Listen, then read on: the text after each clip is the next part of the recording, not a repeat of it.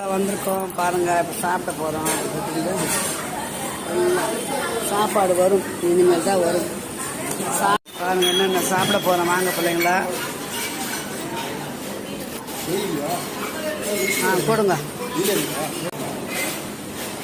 பருப்புலேயே நெய் போட்டிருக்காங்களாம். அதாவது white rice, sambar, கூட்டு, வத்த குழம்பு, கோஸ் கூட்டு, இது ஒரு கூட்டு, ரசம், தயிர் இல்லை, மோர் தான் வச்சுருக்காங்க, பருப்பு டால் வச்சுருக்காங்க, ஒரு அப்பளம்.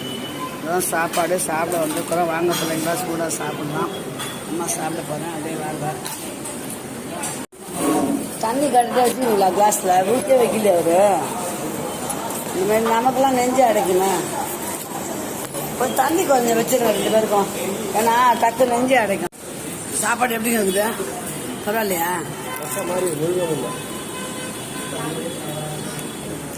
அதான் பச்சைக்கு சாப்பாடு அதுதான்.